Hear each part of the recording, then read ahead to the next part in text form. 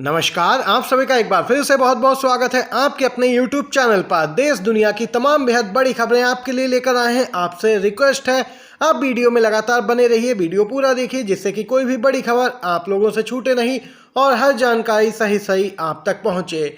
और वहीं अगर आप भी मानते हैं कि 5 राज्यों में विधानसभा चुनाव हो रहे हैं, उसमें कांग्रेस पार्टी जीत सकती है, पूर्ण बहुमत की सरकार बना सकती है, तो वीडियो को लाइक कीजिएगा, समर्थन दर्ज करवाइएगा।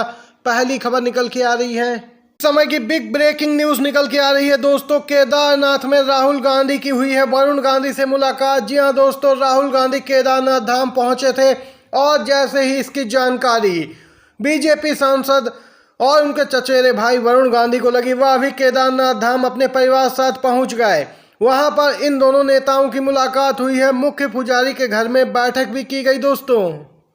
राहुल गांधी केदारनाथ धाम में 2 दिन ठहरे और वहीं दोस्तों इसकी भनक पड़ते ही वरुण गांधी उनसे मिलने चल दिए, लेकिन यह मुलाकात पूर्णतः गुप्त रखी गई थी। लेकिन अब यहां पे इसकी जानकारी सार्वजनिक की गई है। बताते चलें, बीजेपी सांसद वरुण गांधी लगातार बागी तेवर अपना रहे थे और आए दिन मोदी सरकार की नीतियों पर सवाल खड़े कर रहे थे। सीधे निशाने पर पीएम मोदी को ले रहे और वह लगातार पार्टी की लाइन से हटकर बयान दे रहे थे। अब यहाँ पे कयास लग रहे हैं कि वरुण गांधी जल्द ही कांग्रेस पार्टी में जा सकते हैं।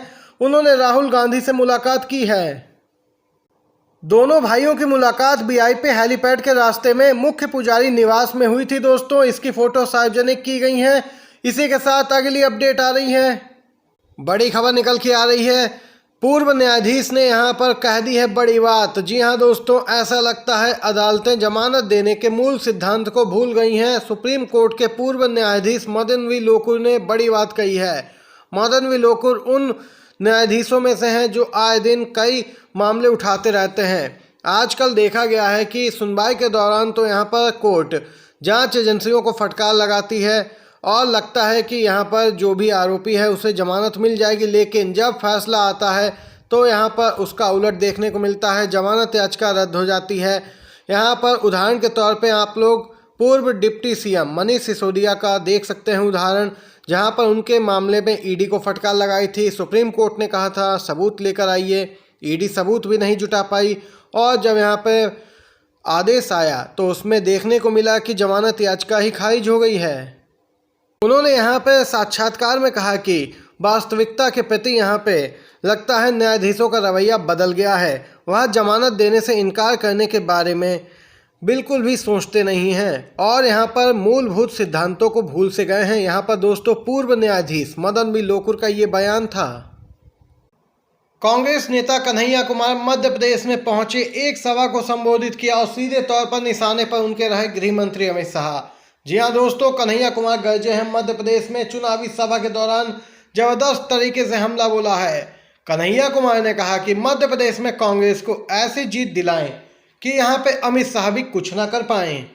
कन्हैया कुमार का इशारा स्पष्ट था। उन्होंने जनता से अपील की है कि आप लोग कांग्रेस पार्टी को वोट दें, पूर्ण बहुमत की सरकार बनाएं। अमित शाह भी कुछ नहीं कर पाए से स्पष्ट है कि ऑपरेशन लोटस न चला पाए। इतना आप यहां पर विधायक ही बनवा दीजिए कांग्रेस के कि गृह मंत्री अमित शाह चाहकर भी सरकार न गिरा पाए पहले की तरह। और यहाँ पे जनता का समर्थन मांगा है कन्हैया कुमार ने दोस्तों। कन्हैया कुमार ने गृह मंत्री अमित शाह बीजेपी को निशाने पर लेते हुए कहा कि ये लोग सिर्फ पैसे के दम पे सरकार बनाना जानते हैं। पिछली बार कांग्रेस की पूर्ण बहुमत की सरकार थी, लेकिन इन्होंने ऑपरेशन लोटस चला के सरकार गिरा दी। इसलिए इस बार आप लोग ऐसी गलती ना करें, कांग्रेस की अपनी सरकार बनवाएं पूर्ण बहुमत की, जिससे कि कांग्रेस ने जो वादे किए हैं मध्य प्रदेश की जनता से वह पूरे हो सकें। इसी के साथ अगली अपडेट की तरफ चलते हैं दोस्तों। सुप्रीम कोर्ट को मिलेंगे 3 नए जज, कॉलेजियम ने केंद्र को भेजे हैं नाम। कॉलेजियम विवाद पे लगातार मामला गर्मा चुका है। पहले भी सुप्रीम कोर्ट ने सरकार को फटकार लगाई। अब यहाँ पर दोस्तों 3 नाम भेजे गए हैं कॉलेजियम की ओर से केंद्र सरकार को। दोस्तों, चीफ जस्टिस की अगुवाई वाले सुप्रीम कोर्ट कॉलेजियम ने 3 हाई कोर्ट के चीफ जस्टिस के नाम की सिफारिश शीर्ष अदालत के न्यायाधीश के रूप में की है। कॉलेजियम ने दिल्ली उच्च न्यायालय के मुख्य न्यायाधीश, राजस्थान उच्च न्यायालय के मुख्य न्यायाधीश और गुवाहाटी उच्च न्यायालय के मुख्य न्यायाधीश के नाम की सिफारिश की है।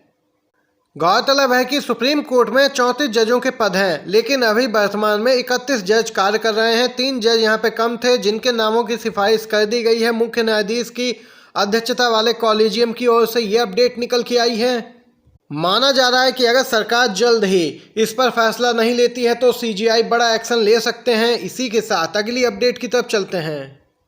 मुख्यमंत्री भूपेश बघेल ने बोला है बीजेपी पर हमला, कहा मोदी वॉशिंग पाउडर में धोने से साफ हो जाते हैं सारे दाग। जी हाँ दोस्तों, तंज भरे लहजे में बात कही है सीएम भूपेश बघेल ने।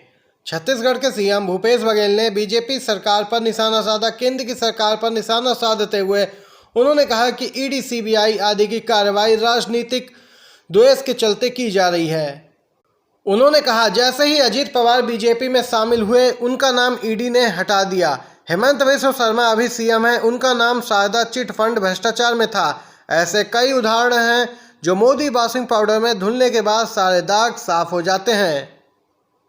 इससे पहले सीएम ने कहा था कि बीजेपी मुझसे सबसे ज़्यादा डरी हुई है और इसी वजह से वे मुझ पर आरोप लगा के मुझे बदनाम करना चाहते हैं। हेमंत बिश्व शर्मा और अजीत पवार पर बीजेपी वाले अब आरोप नहीं लगाते हैं क्योंकि वे उनकी पार्टी का जो हिस्सा बन से गए हैं। उन्होंने कहा है कि ये सब मोदी वॉशिंग पाउडर का कमाल है और जिससे धुलकर सभी के दाग साफ हो जाते हैं। सीएम भूपेश बघेल ने आगे कहा कि बीजेपी दबाव डाल रही है कि मैं कांग्रेस छोड़ दूं और उनकी पार्टी के साथ चला जाऊं क्योंकि छत्तीसगढ़ चुनाव बीजेपी हार रही है, इसीलिए यहां पे ध्यान भटकाने का काम कर रही है। अगली अपडेट की तरफ चलते हैं दोस्तों। प्रियंका गांधी जोरदार तरीके से गरजी हैं मोदी सरकार पर। जी हाँ दोस्तों, प्रियंका गांधी लगातार चुनावी माहौल में सक्रिय बनी हुई हैं। उनकी भूमिका बहुत ही महत्वपूर्ण है। कर्नाटक में भी उन्होंने जब चुनाव प्रचार किया था वहां पे भी वह काफ़ी लोकप्रिय हुई थी, जिसके चलते कांग्रेस पार्टी को इतना भारी बहुमत कर्नाटक में मिला और 5 राज्यों के विधानसभा चुनाव में वह सक्रिय बनी है। मोदी सरकार से सवाल पूछ रही हैं और निशाने पर ले रही हैं। सच्ची देशभक्ति यही है कि आप जागरूक बने और सरकार से पूछें कि 10 साल में आपने क्या किया है। प्रियंका गांधी का जोरदार हमला केंद्र की मोदी सरकार पर। एक चुनावी जनसभा को संबोधित करते हुए प्रियंका गांधी ने तमाम वादे किए। इसके साथ ही उन्होंने मोदी सरकार पर निशाना साधने में भी देर नहीं लगाई। उन्होंने संबोधन के दौरान कहा कि सच्ची देशभक्ति यही है कि आप लोग जागरूक बने और अपने अधिकारों के बारे में जानें और सरकार से सवाल पूछें कि आपने आखिर 10 साल में क्या किया है, कितने वादे आपने पूरे किए हैं। छत्तीसगढ़ की 20 सीटों और मिजोरम की सभी सीटों पर वोटिंग संपन्न हो गई है। जी हाँ दोस्तों, सुबह सुबह कई जगह ईवीएम खराबी के मामले देखने को मिले। छत्तीसगढ़ में कुछ यहाँ पर नक्सल प्रभावित इलाकों में यहाँ पर माहौल भी बिगड़ता हुआ दिखा और वहीं अब खबर निकल के आई है कि वोटिंग अब पूर्ण हो चुकी है। छत्तीसगढ़ में जिन सीटों पर वोट डाले गए उनमें नक्सल प्रभावित बस्तर संभाग की 12 और राजनांदगांव क्षेत्र की 8 सीटें शामिल थीं। मिजोरम की सभी 40 सीटों पर मतदान हो गया है दोस्तों। छत्तीसगढ़ में कुल यहाँ पे 70% मतदान देखने को मिला है। वहीं बात करें मिजोरम की तो वहाँ पे 72% मतदान हुआ है। ये अपडेट इस समय की निकल के आई है। ये आज की बड़ी खबरें थी जो इस वीडियो में आप सभी ने जानी है। वीडियो देखने के लिए आप सभी का बहुत बहुत धन्यवाद। नमस्कार।